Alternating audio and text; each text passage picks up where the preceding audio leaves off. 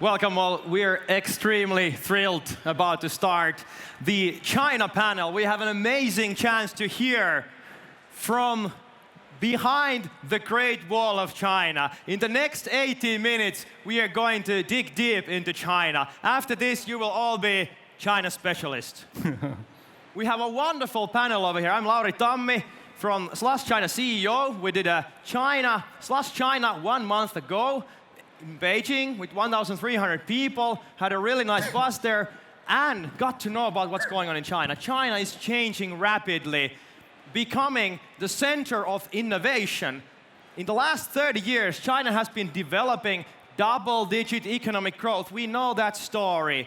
High-speed railways, we know the big companies, tech companies, Alibaba, Tencent, Baidu, Xiaomi. What we believe, after what we've seen with Slush in China, that this is just the first wave. We believe we haven't seen nothing yet. We believe the next great world-conquering companies are coming more and more from Asia and from China. So what is actually going on in China? We have a wonderful panel over here with 4 true specialists to tell us more about. After this panel, you're specialists about China, you will know more about China, but also there's a lot of people in this crowd who haven't been to China and might know how to make it in China. The environment is not the easiest one. We will open it up for you.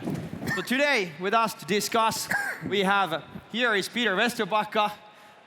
Hey. Of course, yeah, big applause for Peter.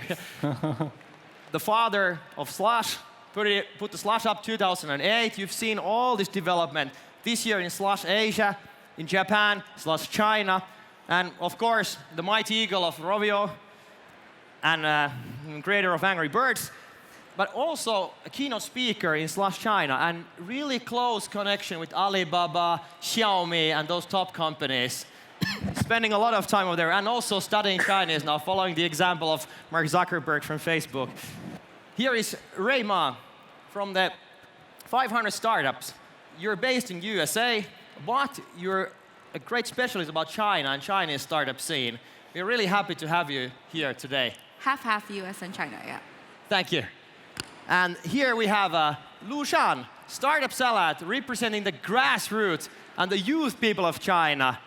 The Prime Minister Li Keqiang has said, 大同创业, 万众创新, mass entrepreneurship and innovation campaign. What does it mean on the grassroots level? We have Shan to talk about that. And here we have from Shan, the top Chinese startup media and platform, Tim Luan, the head of international operations of Shan. Thank you all, guys.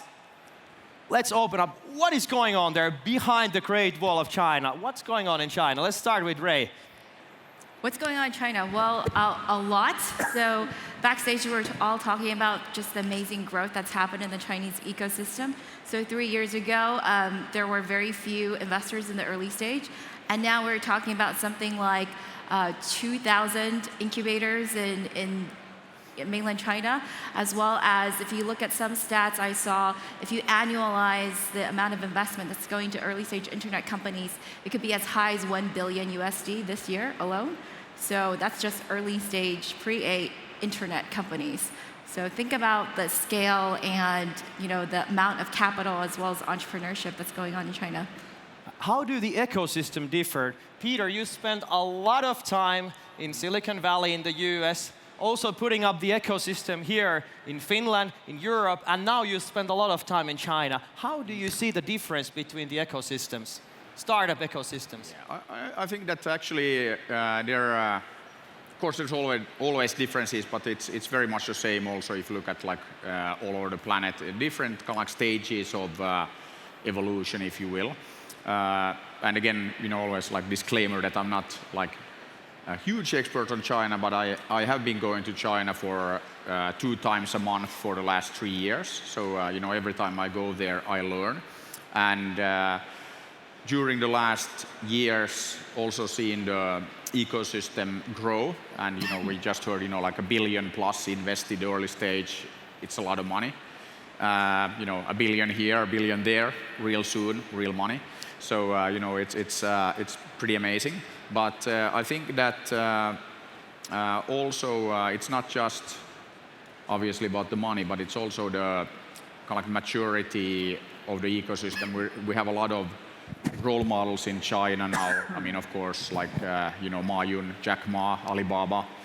You have Pony Ma, Tencent, and you have all of these guys. So Chinese youth have role models, to look up to, and that's why you see a lot of kids, a lot of young people start their own companies. And I think China has always been very entrepreneurial. So it's not like you or we have to kind of like teach China about how to do a startup. But I think there's some other like experiences that we can share. But China is, of course, massively entrepreneurial, and it's a super exciting place to be because it is growing and it's changing very fast. How do the startups differ in the West and in China?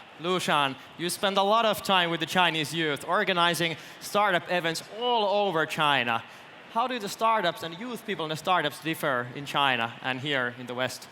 I have been telling these stories in the past 2 days many times already. One of my friends, he was 25 at the time, a year and a half ago, and he developed a game, a mobile game, 1.5 years ago. Right after the game went online, launched online, in the next 6 months, he has gained 65 million users, installations, just in 6 months. And this happens a lot in China. I have many friends around me does the same thing. So this is China. Yeah, and that's like for everybody in the audience. I mean, just like the numbers always in China.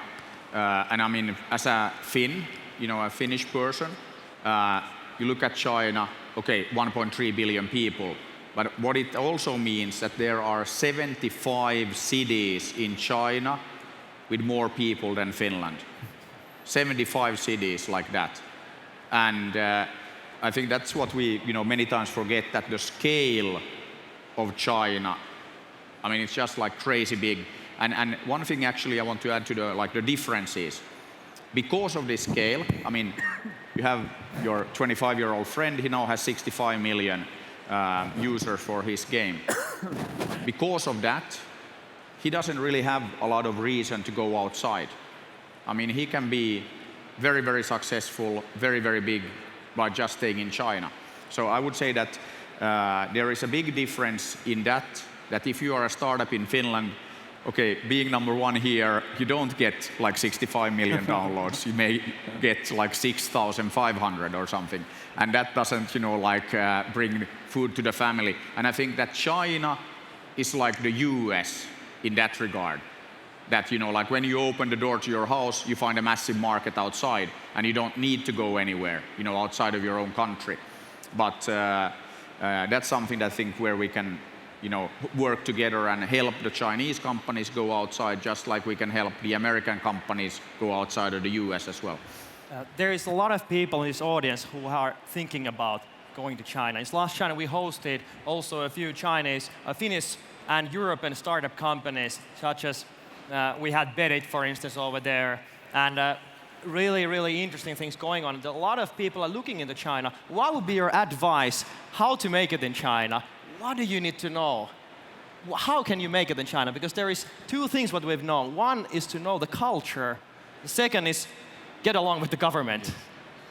So what is your view for that? We can start from Tim over here. Yeah, but actually, you probably heard about the major big companies in China. They're telling you that you get to know with the government side first. But actually, for the startups in China, well, you don't need to mostly worry about those. Because in China, as Mari has mentioned, there's thousands of incubators. You just join one of them, they were taking care of the rest of things. They were like the baby sister for you. And meanwhile, before you get into China, you make sure that you can get Chinese investment. Because after the Chinese real estate market going down, a lot of the capital which is available and flow over to everywhere. Joint venture, to like a VC and a PE, that's definitely a way that people putting money again. So you probably can see, there's a couple of hundred, maybe 100 I heard about in the Chinese hanging around here. They actually not startups. They actually investors. They're looking for good, startups, projects. So as long as you think your products or your technology is good enough, you go China.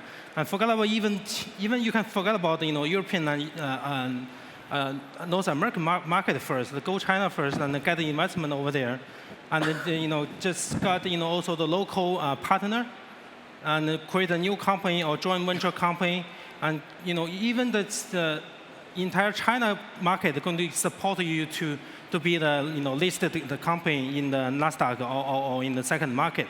That's a fair enough market for you, just waiting. Yeah. Let's talk about language. Going to China, climbing up the Great Wall, how big an importance is the language, the Chinese language? Like, we can give an example for Peter. We know that Peter is going to study Chinese soon. So if we change the language, if we start talking Chinese, how does it differ? Imagine yourself in China, having a meeting, trying to understand the culture without knowing Chinese. 所以，如果我们在这儿要开始我们的语言，开始说中文，那就是有什么样的情况可以断的说？你们觉得怎么样？我觉得人家扎克伯格都可以学中文，这里的所有的人都可以。太好的机会，你觉得呢？我觉得非常好，然后我觉得现场应该可能有10到20个人能听得懂我们在讲什么吧。太好了。Yeah, so this is what it feels for me in China, like all the time. But I think that this is, language, of course, it's super important. But I think that it's not, language alone is not enough. And I always say that, as Rovio and like for the companies entering China, if you want to be successful, you have to be more Chinese than the Chinese companies. And what I mean by that is that you have to be better because you're not Chinese.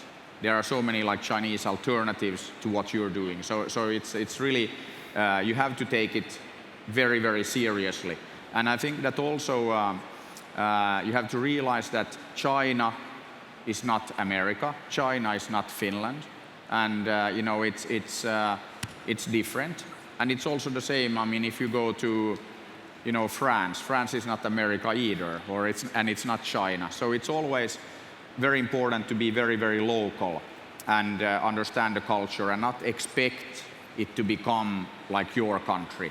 And I think that's something that, again, it's much, much broader, much, much deeper than just language. And I think that I personally really believe that, of course, knowing the language helps in understanding the culture, but it's no guarantee. And I think also it's not good enough to go to China like once a year, meet with some people, and then like fly back. You have to invest in the relationship. You have to build the trust. I think that is more important in China than many other places, maybe anywhere else. And it just takes a lot of effort. It takes a lot of time. You have to go there. I've been going there twice a month for the last 3 years, and I'm kind of like only scratching the surface. So ideally, I should live there if I really want to understand it. But I think that you shouldn't underestimate the challenge. It's not just, okay, there's 1 billion plus people, okay, great, huge market, let's go for it. You have to take it seriously. It's a serious investment. Can I add to that? Yeah, I was going to say that I think one of the most important things, as we all said earlier, is to have a Chinese partner. And one of the easiest ways to do that, to get people who understand the culture, if you don't, is to have people with incentives aligned with you on board. And that's the easiest way is to get an investor. So for us, at 500 Startups, we see a lot of Chinese investors come through. Probably like a third of our investors in our audience at Demo Day are either mainland Chinese or have some affiliation with mainland China. So I'm not sure about the Nordic regions, but at least definitely in the US, it is not that difficult to get Chinese money at the seed stage. And now there are increasingly more and more Chinese venture firms who are setting up offices in the US and who are willing to co-invest at the Series A stage as well. And those are going to be your most valuable partners. to help you bring to China. That being said, definitely agree with Peter that as the CEO, especially, or the core management, you need to be spending time there and actively scouting for talent, because talent is scarce everywhere. And if you want the best people to be running your company on the ground, you need to go there and be spending time and convincing those people that your company is going to be, the rocket ship that they should be on. Yeah. Peter, Luan, Tim, you visited Slush China. How do you see the combination of China and Slush? The combination, what in China, you mean? Or the China Slush has been doing a really good job. But I think that you got to probably do even better more than just events. Yeah, I would like to add something. There are good sides. I think Slush brings the energies to China. Like, we didn't have this kind of events in China before. All the events that we attended before was people standing on the stage and talking, and the audience are listening down there. That's no fun at all. But Slush did a good job to that. But if you ask me if I can give you a suggestion that Slush can do better, is that next time, if you go to China, you do Slush China, I think the official language should be Chinese. Peter has a different opinion. I actually disagree with that, because I think that China can't be and continue to become like insular when it comes to the startup community.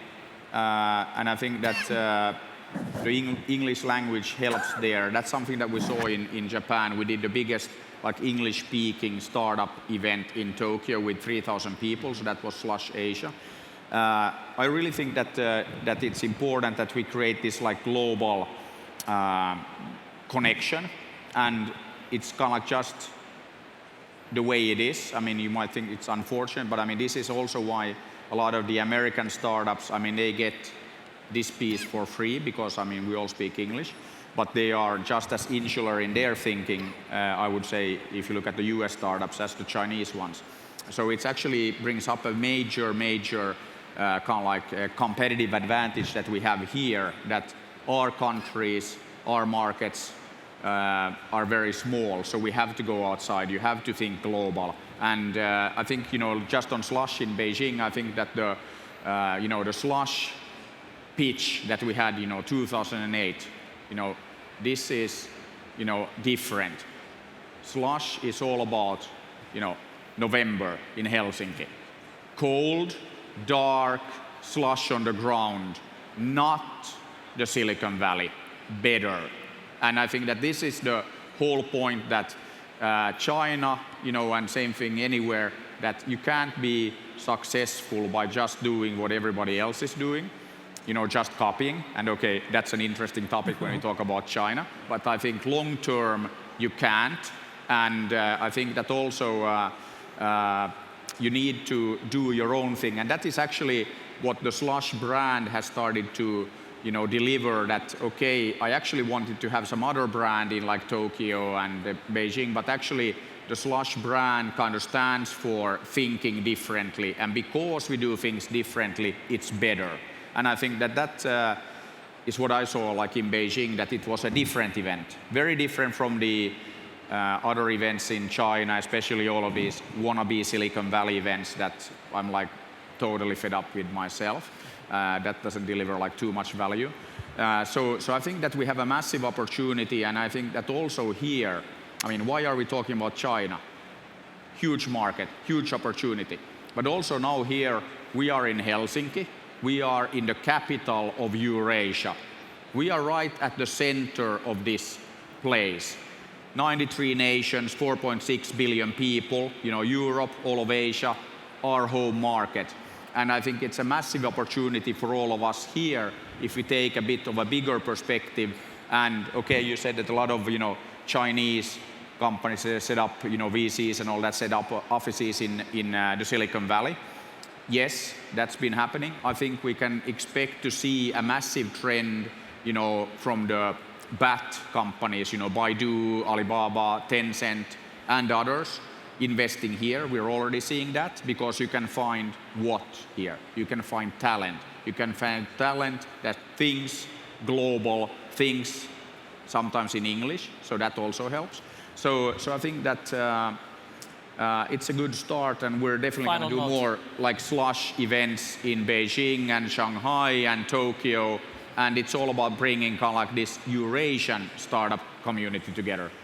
Thank you all for the very inspirational discussion. Thank you, Luan from Startup Salad. Thank you, Ray Ma. Thank you, Peter. Thank you, team. We are really happy to have you. We truly hope you had here a good chance to look behind the Great Wall and really discover all the opportunities that there are for you individuals, for Slush, for all of us, for the Westerners in China and also in Asia. Thank you so much for the discussion, and I think Luan has an Asian suggestion over here before we finish. Yes, like what the Chinese always do is to take a selfie, and then I will invite the panel and all the audience to take a selfie together. Let's do that. Okay, thank you. Thank you all very much. Good, thank you, and see you in China. Third way to Luan, China. Stay Stay good. Other way, right? Oh.